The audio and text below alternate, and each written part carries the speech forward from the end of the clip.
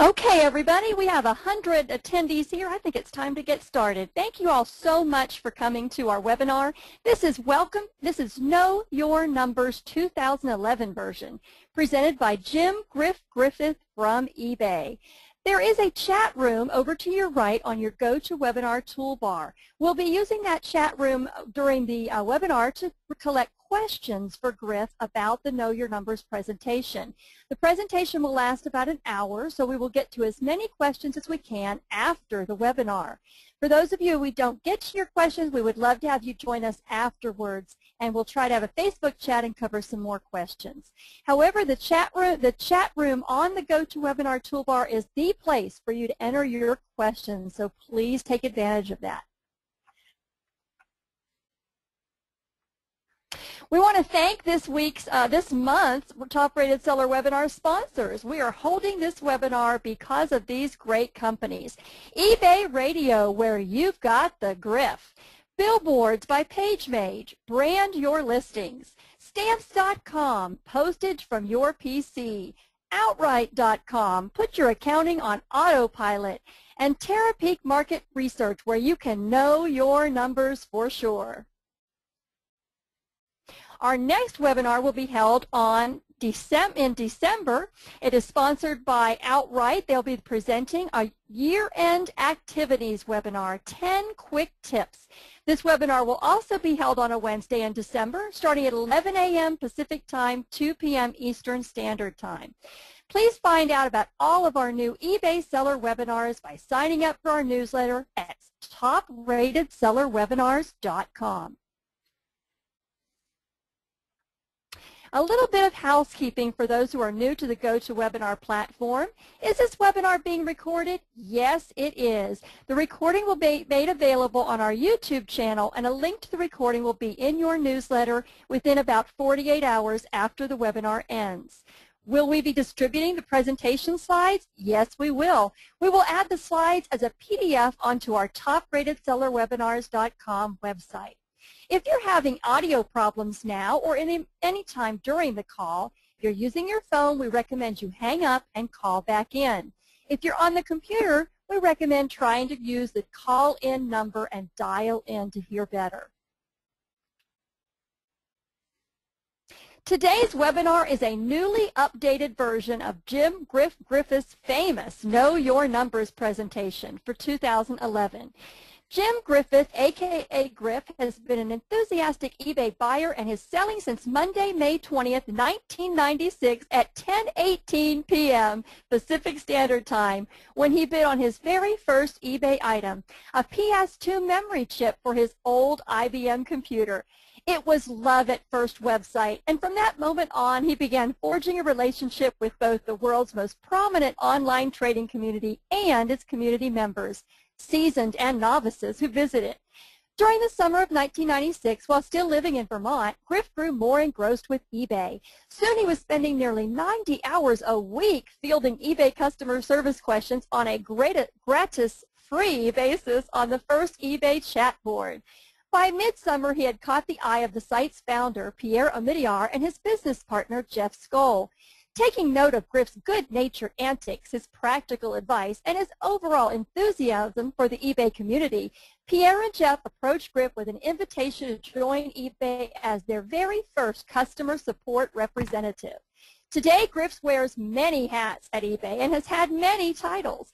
As the Dean of eBay Education, the Roving Ambassador, the eBay Spokesperson, a Senior Manager of Selling Experience Team, Seller Advocate, and most notably the host of eBay Radio, and is the author of the official eBay Bible. Griff spends nearly all his waking hours teaching others how to use eBay effectively, safely, and profitably.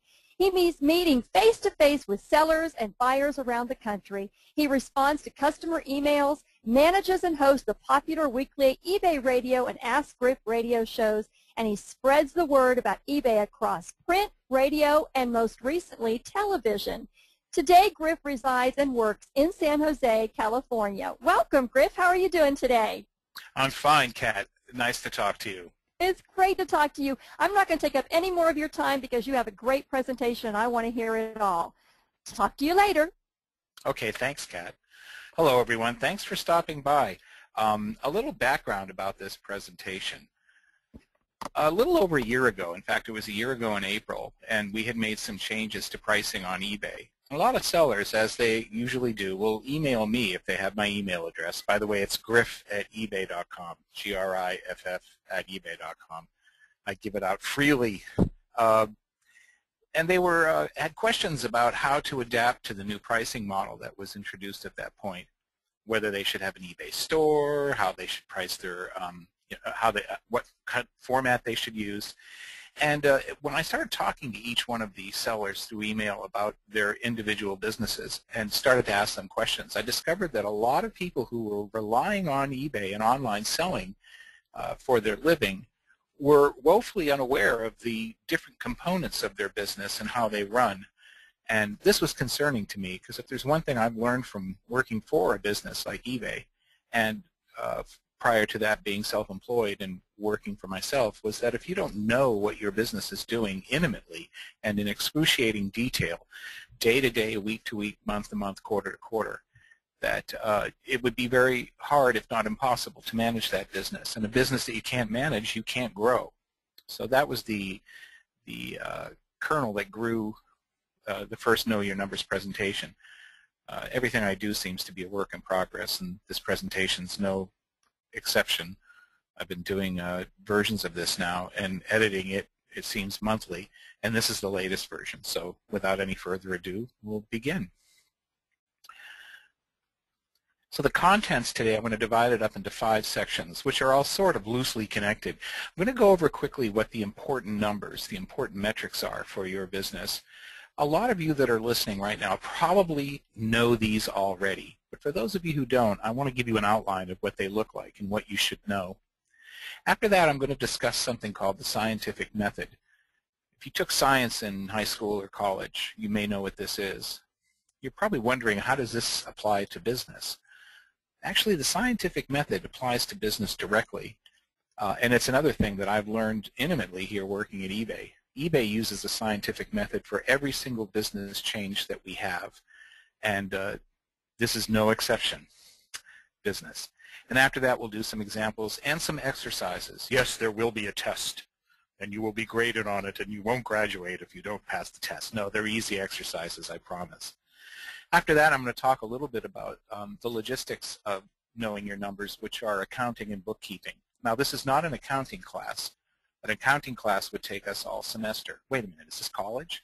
But I'm going to give you access or highlight and surface a tool that you can use very quickly and easily in my eBay. It's a tool that I love, and you've probably already heard of. And then finally, we'll end up with research and how that's important in staying on top of your numbers. And I have a specific case study I think you might find amusing and enlightening as well. So let's begin with your important numbers. First, I want to ask you some questions. How much do you know about your own business's health right now? Take a minute and think about it. How much do you know about how your business is doing today? How it did last week? How's it been this quarter? And how's it been for the last year? For 2010, the previous year, do you know the totals for your eBay sales? That means if I was to ask you right now, what were your eBay sales for last year? Could you, off the top of your head, name a figure? If not off the top of the head, is there some place you could go quickly to come up with that figure like that? How many fees did you pay? How much in fees did you pay to eBay? A lot of sellers do know what the fees are, but do you know what your fees were? That's a business expense. It's nice to know what those are per year, per quarter. Your final value fees, your insertion fees, store subscription fees, these are business expenses. What were your shipping costs for 2010? How much did you pay for postage, supplies? What were your top-rated seller discount amounts for those of you that were top-rated sellers? And how much were your transaction losses for 2010? For example, those due to returns. Maybe there were items that you received damaged in transit back from buyers, etc. You may have had on-site losses due to, who knows, natural disasters. They happen a lot in this country, in this world. These are all very important totals, and you need to know them in order to run your business. For 2011, how many of you know your current conversion rate? Do you know what a conversion rate is? For all your sales. For each format on eBay, for example, fixed price versus auction. By category, do you know that your current return or refund rate? Do you know the change in the rate of your low DSRs? If you answered no to any of the previous questions, then you don't know all your metrics. And if you don't know all your numbers, you can't measure your business. And if you can't measure your business, you can't manage your business. And if you can't manage your business will fail. Maybe not today, maybe not tomorrow, but eventually. As a business owner, and if you sell with any regularity in any marketplace, eBay, offline, other online marketplaces, you must know your numbers. But don't panic for those of you who answered no to one or more of those questions, because it's never too late to start. We start by tracking numbers, and we'll talk a little bit about bookkeeping later. And then you use those numbers to watch, for example, for trends. Are the numbers moving up? Are they moving down? If they're moving down, you may want to formulate an hypothesis as to the reason why, and that will get us into the scientific method. And then you want to test these hypotheses and make adjustments based on the test. For those of you who are curious how eBay works as a business, and you know that eBay is constantly changing, that's one thing that you can depend on. Every single change that eBay brings to the marketplace follows the scientific method, which we're going to discuss in a moment, which is we watch for trends. Here at eBay, trends are done second to second through our data warehouse. We look for both trends in our data and both trends from what our customers tell us, and we constantly form hypotheses about ways to make the marketplace better, and then test those hypotheses, very small at first, and then expand the tests so the results are positive and make adjustments as needed. Now, let's go back to the numbers. I want to talk about the important numbers that are relevant to any business, including yours. We'll make a little sheet here, a little graph. And this graph will show us the numbers. I'll put them in one at a time that are apropos to every business. The first thing, we'll call it a profit and loss statement. This could be for any period. So for what we're going to look for now, this could be per quarter. It could be per week, per month. The important one for a lot of businesses, for example, at the end of the year is a yearly profit and loss statement, which you'll use on your when you file taxes with the U.S. government on your, I believe it's called Schedule C still. Now, the first important number are your gross sales for any particular period. That's the number that's the amount in dollars of all the revenue you took in for sales. And for us, we're going to call it merchandise sales, GMS, or in eBay we say GMV, gross merchandise volume, as opposed to services. If you're a service-oriented business, you're probably not selling completely, if at all, at eBay. Most eBay sellers sell merchandise. Let's say for this period you've taken in $83,900 in gross sales. For that period, whether it's annual, quarterly, weekly, that is your gross sales amount. The next most important number after this are the cost of goods sold. Again, since we're talking about merchandise, we're talking about goods as opposed to services. And in order to sell goods, you need to buy them. So there's a cost. And hopefully you're recording the cost of everything that you purchase for resale. For the goods that made up the sales in our gross sales, the cost of those goods as recorded and tracked by the business owner, you, let's say it was $62,100. The next number would be the gross margin. And you probably know that in order to get your gross margin, you subtract the cost of goods sold from your gross sales for that period. In this case, your gross margin is $21,800. So that's the first section of your important numbers. Now it's not necessarily important that you memorize these numbers, but it is important that you have access to them, that you know where you can go to get them. I know a lot of people now carry this information with them on their portable device, whether that's a phone or an iPad. The next important group of numbers are your operating expenses. Now, the first numbers are pretty immutable. There's always going to be those three figures: gross sales, cost of goods sold, and your gross margin. Operating expenses you can break out according to what your business needs are. There are some common ones, and there's some that may be apropos just to your business. For example, if you're creating custom items that you're selling on eBay, then it's possible that you have a line item for operating expenses for the machinery that's needed to make the customization. Let's look at some really basic ones now. Facilities. In this case, we're calling it facilities that you use for selling. That could be a rented space, a warehouse, a part of your house that you've put aside, and in following the accepted accounting practices by the IRS, are designating a percentage of your house expenses that you use for selling to this line item called facilities. And for this period, operating period, we'll say the facilities expenses were $1,200. Another one would be selling fees. These are pretty appropriate just to eBay, for example, or online marketplaces that charge you a fee for usage. And in this case, for this period, let's say, and I know what you're thinking, I'm going to press the button and this is going to say like $93,000. No, it's not going to be that high. Let's say it's $900 in selling fees. By the way, we'll talk a little bit about selling fees later. And then shipping costs. And this could be an aggregate of all of your shipping costs, so you could actually break these out into subcategories as well. Let's say your shipping costs are $1,000. Every business has to purchase supplies. This could be paper, ink. It could be equipment. You may have that as a separate line item as well. Say you spent $500 in supplies for that period. And then another place that you can another line item here could be losses. Every business, by the way, has a column or a line item for losses. It's very rare that you'll find a business that has no losses period to period.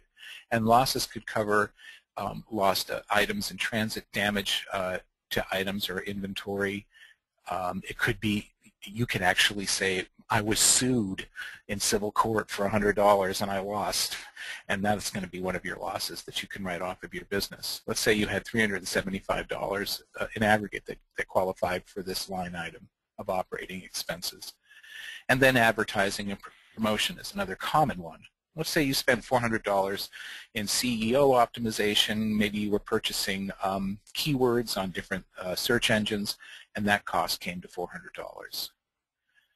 And then, although I'm not a big proponent of other when you're bookkeeping, I'm going to say etc. here, and this would be your duty to break out. It's important when you're keeping books, by the way, no matter what kind of system you're using, to make sure that every expense is designated to a clearly understood category of expense. You don't want to use the other. In this case, I'm just using it as etc. and saying there were $200 of other expenses, so our total operating expenses came to $4,575. And now the magic line, the line that means everything to your business. This is what your business is generating to you in net income for this period, would have been $17,225. I think this is pretty clear and easy to understand. If you search on the internet, you'll find more elaborate examples of this. Just search for profit and loss examples, and you could pretty much, most eBay sellers, figure out the number of categories you would need here in your operating expenses. But these are, when it comes to the dollar amounts, these are the important numbers, again, for dollar amounts. Now I want to talk about the other important numbers, which aren't necessarily dollar amounts, but they're gauges on your business that are very important, specifically on eBay. One, as I've talked about in previous versions of this, is your conversion rate. Another one is your format mix, your return rate, and the amount that you have lost or taken back on returns, and your sales velocity. These are very important numbers for gauging the health of a business, and specifically because we're talking also about format mix, which is, of course, auctions versus fixed price, or auctions and fixed price. These are specific to eBay as well. And then your average sale or average selling price. And finally, unsold inventory. Unsold inventory by a dollar value is a very important number. We'll discuss this. I love talking about this topic. First, conversion rate, and we'll go over these pretty quickly. It's also referred to in some channels as your sell-through rate. It's the sold inventory, your sold inventory, over your unsold inventory. So it's usually expressed as a percentage. Here's an example. In a period of time, 150 items sold out of 200 items listed. And again, we're talking about listing them on eBay. So after these items have all closed out, you can figure your conversion rate, 150 over 200, which equals, and this is simple math, 15 over 20, which is 3/4, or 75%. Your conversion rate for this selection of items in this period of time was 75%. Now, as you can see, this is rather fungible because you could vary the amount of items in the sample pool that you're using to gauge your conversion rate and the period of time as well. When I was helping sellers last year, I was looking at, and I wanted to get an idea of their conversion rate, I was using the previous 2 weeks of closed items, and those are available on eBay to just about anyone, so I could use that data and come up with a pretty good idea of their conversion rate for that period of time. The more items you have in this particular sample pool, the more accurate the conversion rate and extendable the conversion rate would be to a bigger pool because it doesn't tend to vary that much. And then your format mix. And this could be a very, very critical part of any business. There's many different strategies and many different ways of utilizing a format mix. Many sellers on eBay who've been here for a long time have very good strategies where they may have a few of their items in the auction format to take advantage of that particular type of placement that those items get when it comes to, for example, a best match search.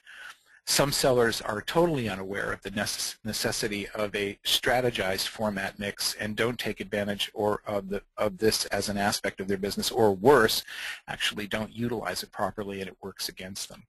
We're going to use format mix as one of our examples in the scientific method coming up. And then your return rate and the amount of the returns you've taken in dollars. They're two figures. The number of returns per total transactions for a specific period, usually again expressed as a percentage, and the dollar amount of total returns. This is important for determining a loss rate for your returns. And in the next slide, I'm going to give you an example of why this number is very important to know. If you make the assumption that every business in every industry has a rate of returns, it's just a fact of life in selling things, regardless of what it is you sell or where, and that taking returns does entail an amount in dollars that could be calculated as a loss in your operating expenses. And if your goal of it, one of the goals of any business is to keep those costs, including your loss, as low as possible, you can utilize the amount that you've spent in returns and your return rate to predict for the coming financial period in your business what that may be. The more history you have, by the way, the easier it is to predict the future, and then be able to make adjustments to your pricing to include this in your gross margin so that it can help cover those costs. Here's how you would do it in a very simple calculation when it comes to your business. Let's say for 2010, you had 20 returns out of 1,000 transactions. Again, I'm using easy numbers so the math is simple. That's a 2% return rate. Interestingly enough, the industry standard overall, when you're looking at retail, is anywhere from 2 to 5%. Some businesses have higher, some businesses have lower. And your return, let's say your return loss amount for that period of time, say it was damaged items which were a total loss for 1,000, and maybe you had to shell out extra money in shipping costs, say that it was 150. And this gives you a very simple basic return loss for 2010 of $250. Well, the first number up here, 2%, is important to know because you want to make sure this doesn't get higher over time. This can indicate something either wrong with your products or wrong with your service. So it's nice from period to period, whether that's annual or quarterly, to be able to gauge this number to make sure that it's remaining steady, hopefully dropping, but at least not growing. So that's why that number is important for tracking. The dollar amounts and the amount as opposed to over the amount of transactions is really important because now we can take out some insurance in the future to help reduce the impact, negative impact, that return rate loss can have on our business. And here's how we can do it for planning for the next year. If we know that our transaction volume is going to stay roughly the same, then you take the amount in total, in this case $250, and you divide it by the number of transactions that you're hoping you'll equal in 2011 based on 2010. And that comes to 25 cents. So you would add 25 cents to each of your items' prices in order to, and this goes into your pricing formulation, which we're not going to cover in great depth here, but every time that you're figuring your price for an item, all of these different aspects come into play. And in this case, this is a way of helping to cover potential losses in the future. Now, granted, you have to be very careful that you're not adding so much to your item price that you become uncompetitive, and that's going to take research. But there is always, hopefully, some wiggle room in your pricing where you know that you're adding a specific amount, in this case, if you're following this tactic, to help mitigate what are your planned losses for next year's returns. I hope this makes sense. It's that you can use this strategy, this same strategy of planning for things like insurance, for those sellers who what's called self-insure quietly behind the scenes, knowing that a percentage of their price, their gross margin on prices, is added to their item prices to cover and help mitigate the costs of losses from insurance. And this is the same way of doing it for returns. I'm sure we'll have questions about this later. And then average selling price. And this is important to know when you're researching. And this is the price for which goods or services are sold. And it's determined by the type of product, the product life cycle. There are items that by nature have high ASPs like computers and cameras, jewelry, other electronics, high-end antiques, for example. And then there are items that by their nature have low ASPs. Books and DVDs come to mind. And then also ASPs are dynamic depending on the supply and demand at the moment and the product life cycle. For example, a brand new Apple iPod will have a specific ASP before it's released as people get all excited about it. Maybe it's a little higher than the market should expect, only because there's a huge demand and no supply yet. So people are pre-selling them and getting a lot of money. Then the item is released. Price may come down a little bit after that. And then as the life cycle of that product, it becomes older and there's a new model that's going to be released to replace it, it'll trail off and go lower and lower. If an item is really well made over time, we may all live long enough to see that long tail of its life cycle start to pick up.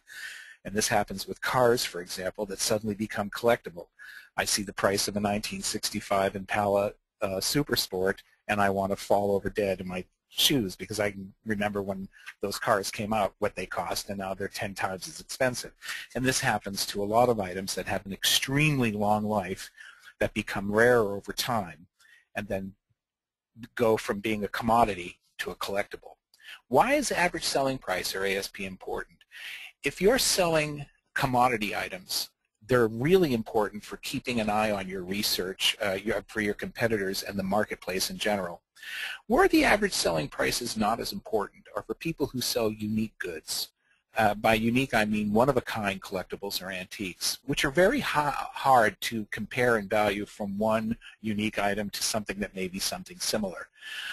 There is a rough range for some types of collectibles, and there are other collectibles like comics and coins and stamps where the values are pretty well known. But still, average selling price is more appropriate for items that are commodity items. And then finally, sales velocity. This is an area where I find eBay sellers sometimes fall down a little bit. Sales velocity also is intimately tied to unsold inventory. Actually, it's just the speed at which an item sells. A lot of sellers think, well, this can't be that important, right? I mean, as long as the item sells.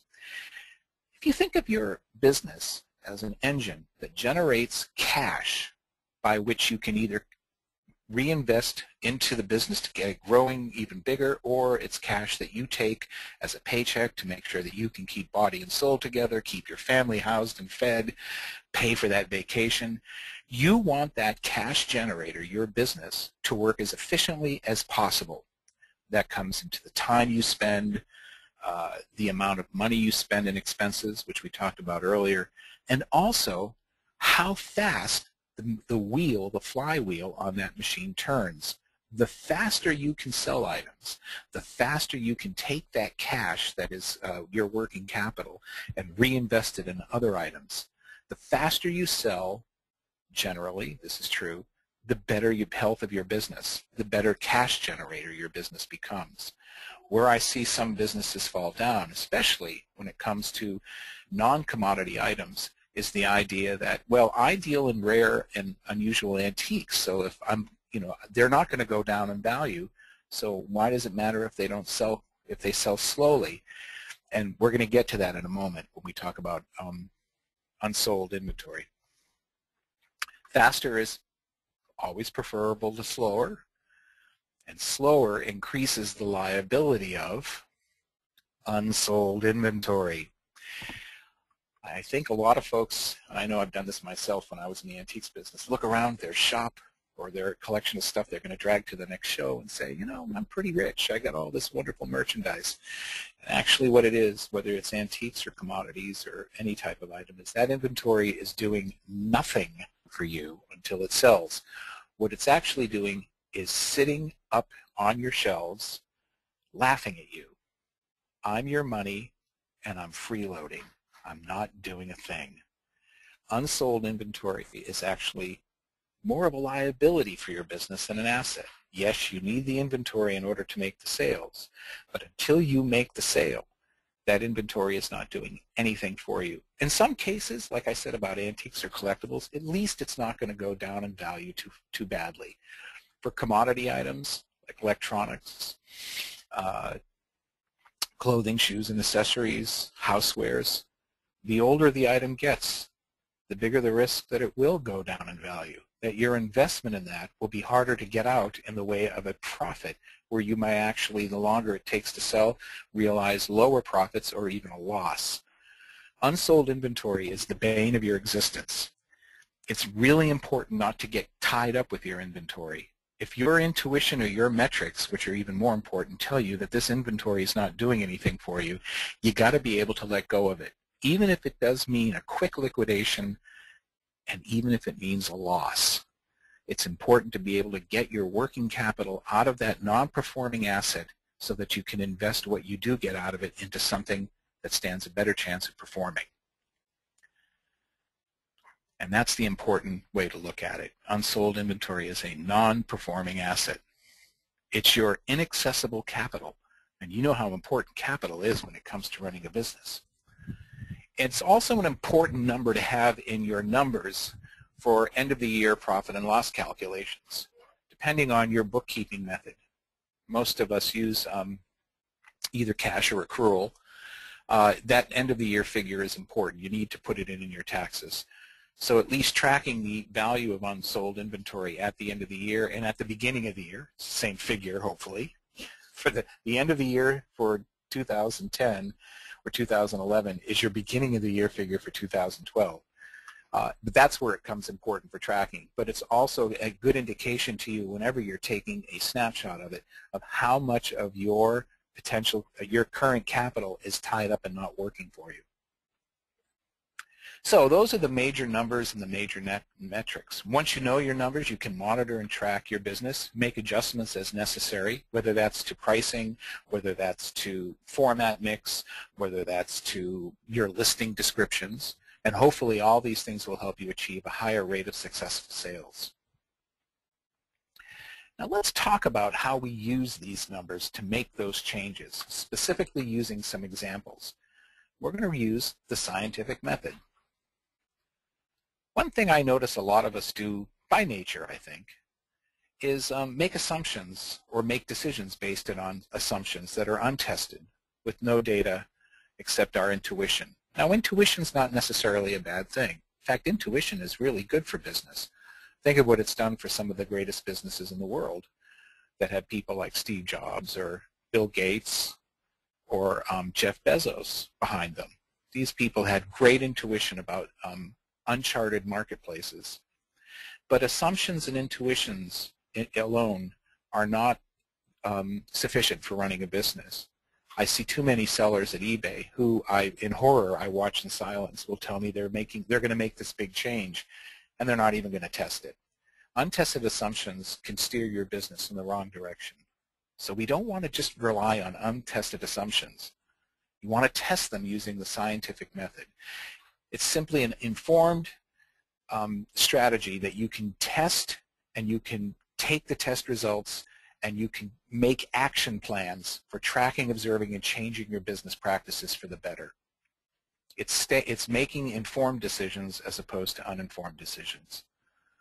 Now here are the steps of the scientific method for those of you who may have been asleep during high school when this was gone over in class. The first thing we do is observe, and this is how it applies to a business. You want to observe your current performance of your business, in this case the metrics of the numbers. You can't observe these, by the way, or monitor them unless you're actually tracking them and you know what they are. So that's why we started off talking about those important numbers to begin with. If you go back in your mind to our spreadsheet, just thinking about those first two columns, gross sales and then cost of goods, if the cost of goods number was higher than your gross sales, you know that that's not a very good observation of your business health. I mean, it's a good observation, but the observation is indicating something is not right with your business. You're not tracking those numbers. You would be doing that blindly. So you observe your current performance, and you can do this within a specific period. Maybe it's the past quarter. Maybe it's the past 3 quarters. Maybe it's the past year. Maybe your business on eBay or in general is old enough so that you're going period to period. We call it year over year. So what was it at this time this year, and a year ago what was it?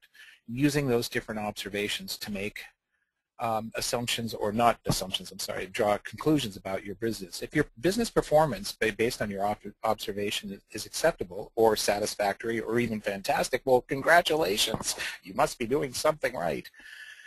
But if the performance based on your observations is not acceptable, then it's time to look for the root causes and formulate a hypothesis for what's causing it and what would be a good remedy. And this is a hypothesis. This is based on what I'm seeing, I think it could be A, B, or C. I'm going to test each one of these, for example. You have 3 separate hypotheses. Sometimes you only need to look at one. But it's important, based on your observations, to be able to formulate a hypothesis. And a hypothesis, in many cases, could be an assumption. But it's an assumption that you're going to be able to test. And then once you've set up the hypothesis, you then test it. Now, in science itself, depending on the branch of science, this can take a lot of time, and it can take a lot of money, and it can be a very, very involved practice. With a business, it can be really simple. And in fact, it can cost you nothing except a little time and effort. Once you ran the test that you've set up, you review the results, what we would call the new metrics for this particular test itself. And then, taking the results and the conclusions from those results, you move to the next steps, which in a case may be expand the test to a wider range of eBay listings, for example, or if the results are not good, go back to step 1 and formulate new hypotheses. So let's use that scientific method on some specific examples. Now, I'm going to warn you right up front. In order to keep this simple and easy to understand, these exercises and examples are very basic.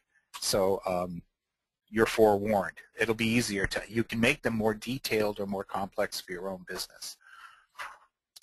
Here's the observation that I made a lot when I was looking at sellers listings last April.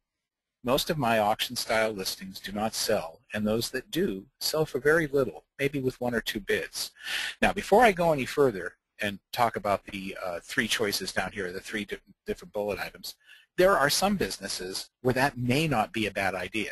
It may actually work for your business to sell in the auction-style format with 1 or 2 bids. Perhaps you're a consumer seller who's happy with their rate of conversion, and they're setting their starting price at a price that they're happy to get. And in that case, if the results of your current, and this is a format mix question, are okay, then the observation would be, I'm okay with this, I don't need to do anything. However, if you're noticing that you would like your business to move faster, and your observation based on your recently closed listings is that your particular format of choice, in this case auction style, is not resulting in a high velocity or high price, then perhaps it's time to think of the root cause and maybe a hypothesis of what we could test to see if we can make it better. Now, one of my tips here, if you're looking at, and these are not hard and fast, but if you're using the auction format either as for a majority of your listings or exclusively, and you're getting 0 to 1 bidder, and the items that do sell with 1 bid, it's more or less an ineffective format choice. You're not selling fast enough. If you've got 2 or more bidders on a lot of these listings and the final bid is close to the starting bid and you're kind of okay with that, but you'd like a better price realization, then it may be just a neutral format choice where you want to make a small test. If you're selling most of your items at either a price that is satisfactory to you, or you're noticing that your items get 3 or more bidders, and when I say bidders, I don't mean bids, I mean different individual bidders, then this actually could be an effective format choice for you. So let's say that this particular seller, this is not a good choice. They're not selling any of these t-shirts. So moving ahead, this is the hypothesis this seller might draw. Perhaps my items may sell faster and for a more acceptable amount in the fixed price format. Now, a quick and rather kind of hasty test would be move all of the listings into a fixed price format. That could take a lot of time, and there may be some risk involved. There could be a price risk if you're paying more in insertion fees. So the idea would be not to necessarily move all of your existing inventory on eBay into fixed price to test this, but you'd want to test a certain amount of them. So in this example, the test involves taking some of those previous listings, a selection of them, maybe a percentage that would be the least amount of risk, say 10 or 20% of the inventory.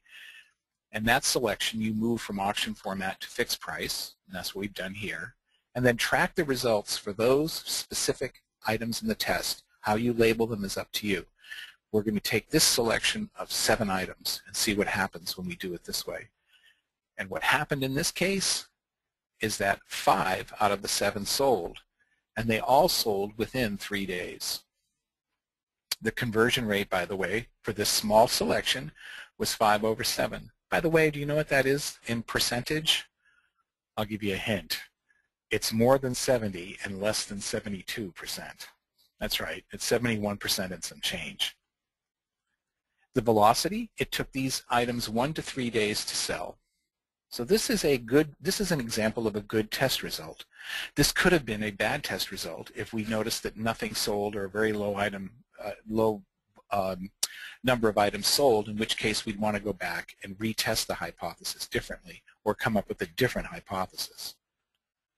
And then in this example, the next step of the process is to monitor the results and decide on some next steps. So the results showed us that, at least with our selection of items, fixed price resulted in a higher conversion rate and higher velocity. So the conclusion is, for the test, it works. So the next steps would be to move more non-performing auction-style listings to fixed price. In small groups, you expand a test slowly. That's what we do at eBay, by the way, whenever we test a feature, is we start with a very small group of either listings or a small group of sellers or buyers, and based on the results of the test, slowly expanding, watching it very carefully at every step of the way, because if any step of the process it starts to move negatively in any way, shape, or form, we know we can roll back quickly on a small test and then regroup, examine the results, and make decisions on how to either alter the test or start from the beginning. And also part of the next steps is tracking the results, and if they're positive, move more non-performing auction-style listings into fixed price, and you keep repeating this over and over. And you continue to do this as long as the results are positive. Now let's look at another example. And the observation in this particular example, again it's a seller observation, would be, my eBay fees are too high. By the way, every smart business searches continually for ways to lower costs. And you're going to hear this right from the horse's mouth. Any way you can figure out how to pay us less money is a good business practice. And I'm saying us, eBay. So you should always be looking at a way to keep your eBay fee expenses as low as possible. The hypothesis in this particular case is a seller who's not top rated. I can lower my final value fees by 20% if I become a top rated seller, perhaps by lowering my current rate of low shipping cost DSRs with free shipping. That's and we all know this, maybe moving shipping costs into the item price. So in this case, we look at 3 scenarios. The test is on 3 different groups of listings. We're going to stick with the t-shirts. In scenario 1, we have 10 items with shipping costs as a separate line item. And again, this is a very basic example of the test. We'll have 10 t-shirts at $10 each and $4 shipping. In scenario 2, we look at 10 items with shipping costs added to the item cost. This is 10 t-shirts at $14 each and free shipping. And in scenario 3, we look at what this would be if we were ETRS, with 10 items with shipping costs added to the item cost, free shipping. And in that case, same type of shirts, same number of shirts, free. And then we look at what each of these scenarios entails in the way of costs and fees. So for scenario 1, we see 10 items sold. We look at the best case scenario here at an average selling price of $10. Shipping is 10 times $4 for each of the items, $40. The GMV was $140. The final value fee on this amount was $15.54, and it's still possible to go at a low shipping cost DSR, which can affect your ability to become top rated. In scenario 2, where we had free shipping, we get 10 items, the ASP is $14, there's no shipping, the GMV is the same, and the final value fee is the same, but there's no possibility of getting a low shipping cost DSR. And if you do enough of these, you get to scenario 3, where you become top rated eventually. Your numbers for the first four figures don't change, but your final value fee has been lowered to $12.43, and it's still not possible to get a low-cost shipping DSR. Simple, basic, yes. But it's a great way of looking at how you would run this particular test and look at the results at a very no-risk cost to you. The results and next steps, for example, 2. Results. Based on the scenario of calculations, achieving top-rated seller status will lower my final value fees, but only if I move shipping into my item cost. That's so hard to do. Well, the next steps.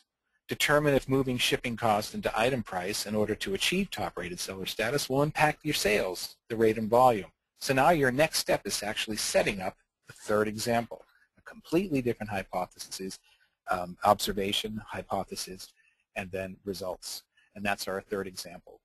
My shipping cost DSR is keeping me from reaching top-rated seller status.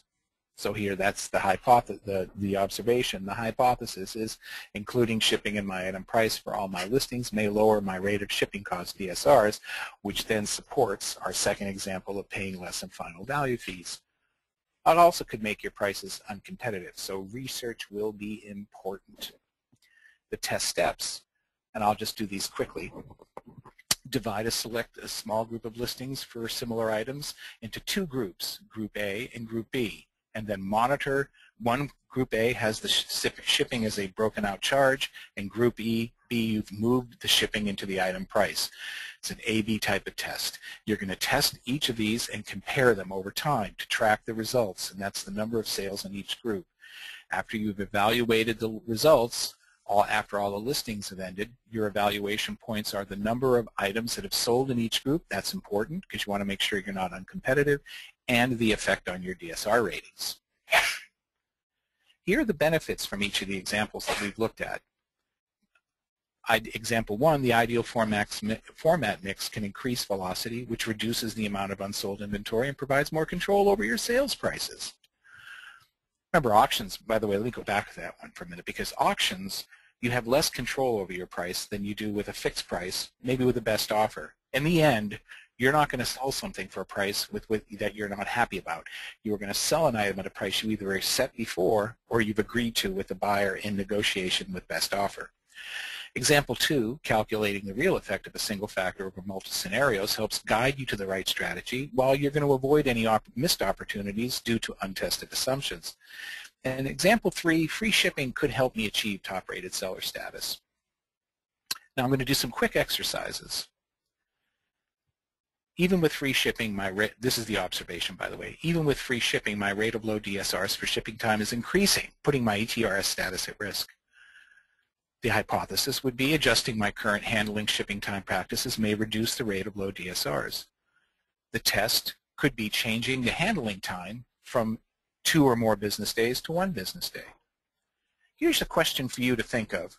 What other shipping business practices could you possibly alter for this test, either as part of a test or a separate test? Now, you don't have to answer now, but it's something for you to think about. Again, these exercises will be available in the PDF format of the presentation. Exercise 2.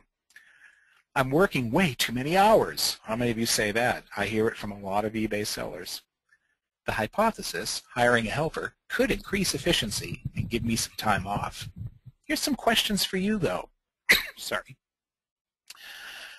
What would be an effective test of the above hypothesis? It's a really obvious answer, but I won't say it. Let you think about it. How long would this test run? What are some of the possible unforeseen consequences of the test? How would you track the results of the test? What measurement would indicate a successful or unsuccessful test? And now exercise 3. Hold on just a second, I have to cough. Sorry. Sales are trending lower for my items in general. Exercise for the audience, that's you. When you have a chance, write down 3 separate possible hypotheses for root causes for these lower sales, along with 3 test outlines for each of the hypotheses. Now, maybe your sales aren't trending lower, but say they were. Given what we've talked about so far, how would you approach this? Now, the scientific method using your known numbers, again, going over as a review, observe, in this case, what your business metrics are. If you're not happy with them, draw a hypothesis based on root causes, most likely root causes. And this will lead you to a possible change of action direction. Test that hypothesis. Don't draw up a hypothesis, by the way, that is not testable. Review the test results. If they're positive, rinse and repeat. If they're negative, go back to step one. Now, I want to go over accounting and bookkeeping very quickly. There's a tool that I just love. It's called Outright. Yes, I know this sounds like we're taking a commercial break. I don't get paid anything by Outright to tell you this. I use it as a seller, and I think it's brilliant. It's built right into my eBay. The Applications tab is right here in your My eBay. You click on it, search under Featured Apps for Outright, and you can sign up in a matter of seconds, and it will pull data both from eBay and PayPal and initially set you up with what in their basic categories for profit, expense, and your different bookkeeping account categories, which you can alter and change at any time. You can play with Outright to make it work for your business. In the overview page of your Outright application in My eBay, it'll show you an overview of your business. Yes, these are actual sales that I made in August. I took a sabbatical and I sold like crazy just so I could do this seminar. Here's where you can look at your income, otherwise called money in, and you can assign each of the transactions to a different category. Outright will set up some of these categories for you automatically based on PayPal and eBay itself. You can also show the transactions out, your revenue out for expenses. And again, you can create, and I'll show you that in a moment, and assign categories for each one of these so that you can keep. Remember when I showed you that spreadsheet at the beginning? This is a great way to create that spreadsheet on the fly. And this, here are the expense categories. I created some of these. Some of these came with the defaults in the version of Outright. You can alter these at any time by just using Create New Expense Categories. And then you can use the data to run reports, either by tables or charts. Here's a chart that shows my income in and income out. I had a very good August. And you can also look at it in table form. This should start to look a little familiar to you. Remember, we were talking about this before in the beginning. A little more elaborate, and it shows it by month and then by total. And then finally, you can use this to help with your taxes at the end of the year. Actually move to your Schedule C. So give this a shot. I love this application. For most eBay sellers, this is the best thing for your business. Again, just go to My eBay Applications and then look for Outright. Now let's talk a little bit about research. And for ending up here, this goes rather quickly. We're going to take a different tack in this presentation. You know, if your business is going to thrive and grow in today's hyper-competitive marketplace, you really have to make one activity a regular habit: research, continually. Here's an example of a lack of research on the part of more than one eBay seller. Now, we just in my household added a new puppy to our family. There she is. Isn't she cute? Her name is Sadie. Say hi, Sadie. Hi, Sadie. Hi, eBay sellers. I want a cookie.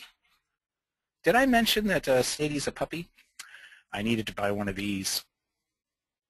They're terrific, by the way. So I looked on eBay first, naturally, and I found a pretty wide selection from different sellers. And the price average was about $134 with free shipping. Woohoo! I thought, but you know, just to be safe on price, because I know from selling you should research, I looked on Bissell's website too to get an idea of value, and this is what I found: $119.99 versus $134. Guess from which side I bought the spot bot? Reluctantly. That's right. If you sell product on eBay, research all other markets on and offline. Here's an email I received last week.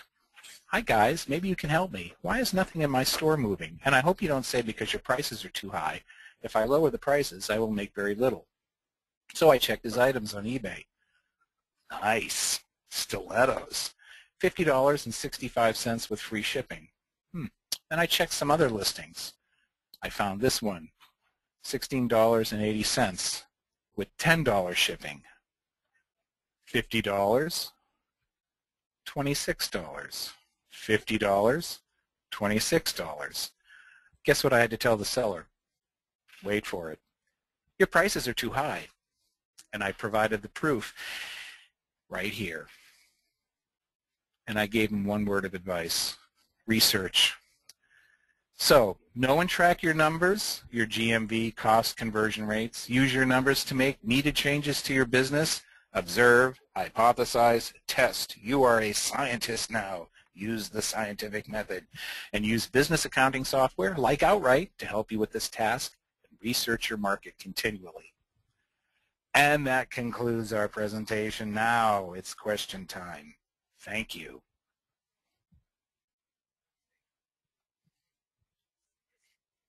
I had to stop laughing before I could unmute myself, so okay, I'm back. The audience loves you. They want to know if Sadie is spoiled, and I said she's spoiled rotten. Trust me. And yeah. I believe Karen is here too, and we're almost at the end, so we'll get a couple questions in. Hi, Karen. Okay. Hi, Karen. She's not speaking to us, Griff. That's the problem. Okay. Listen, I did have the wrong date on the earlier slide. The next webinar is actually December 14th, and you can sign up at topratedsellerwebinars.com. And we have news from one of our listeners. Steve Myers says that GoToWebinar does not work on an iPad. So we're glad, yes, we're very glad that Steve stuck with us. And if anybody has any tips for getting GoToWebinar to work on an iPad, please email us, KathySimpson@gmail.com, so I can help our iPad listeners. But we're glad that he stuck with it and made it here anyway. Charlene says it does work on an iPad. Oh, Steve, you need to talk to Charlene. Okay, Charlene, if you'll email me. Update. Update your iPad. That's always the answer. Update your iPad, Steve. Okay, and that one of the common questions was, are the slides available for download? And I promise Griff has agreed to make all of these wonderful slides available. If you'll give us 48 hours, we'll have them up on topratedsellerwebinars.com. So, yes. Griff, it's already 3 o'clock. I vote we move over to Facebook. I counted 22 questions, so we'll meet over at Facebook. If you guys search for us, we are the Top Rated Seller Webinars group. And if you're not a member, just request to join the group, and Karen and I will add you as fast as we can, because we don't want anybody left out, and we've got some great questions here. Fantastic. Okay, did we lose Mr. Eric too, or are you still there, Eric? I'm still here. Awesome. Okay, well, it's question time, and we're moving over to Facebook, so tell everybody goodbye. On Facebook.com, search for Top Rated Seller Webinars, and come join us for the next 30 minutes. We've got the Griff.